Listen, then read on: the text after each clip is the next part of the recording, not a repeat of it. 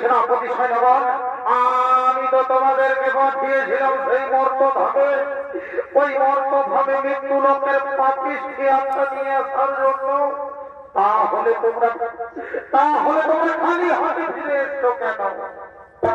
প্রভু প্রভু, আমরা ফিরে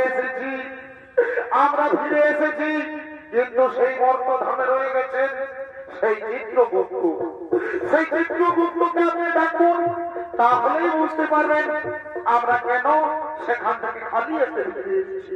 ঠিক আছে চিত্রগুপ্ত, তুমি এখন জমালয় করো।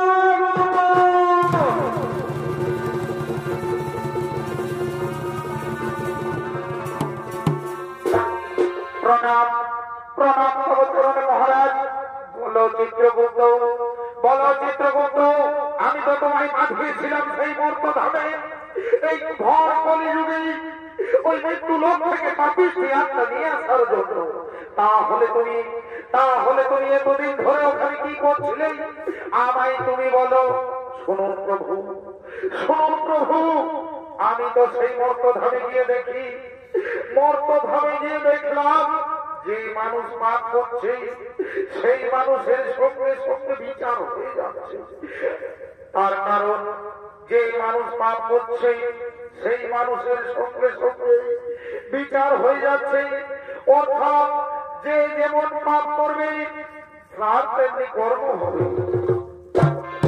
তার জন্য আমার মনে হয় এই কলিযুগে ওই মর্ত ধাম থেকে পাপিষ্টি আত্মা নিয়ে আসার কোন দরকার মনে হয়নি।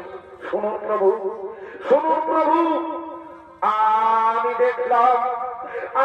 দেখলাম এক যুবক তার মাতা পিতাকে চিনতে পারেনি, তার পিতাকে করেছে অবহেলিত। সেই ছেলের আজ কি অবস্থা জানে? কি অবস্থা চিত্রগুপ্ত? দেখুন সেই মর্তধামে, দেখুন যমরাজ, দেখুন প্রভু, সেই মর্তধামে তাকিয়ে দেখুন সেই ছেলে আজ পঙ্গু হয়ে ঘুরে বেড়াচ্ছে। আর সেই যে মেয়ে সেই ছেলের সঙ্গে প্রেম করেছিল, সেই বিবাহিত মেয়ে সেই ছেলের সঙ্গে প্রেম করার জন্য ছিল, সেই মেয়ে আজ পাগলের মতো ঘুরে বেড়াচ্ছে মর্তধামে। তাহলে আপনি এই বলুন প্রভু, তাহলে আপনি এই বলুন প্রভু, আমাদের কি এই যমরাজে আবারও কোনো বিচার করার কোনো কারণ রয়েছে?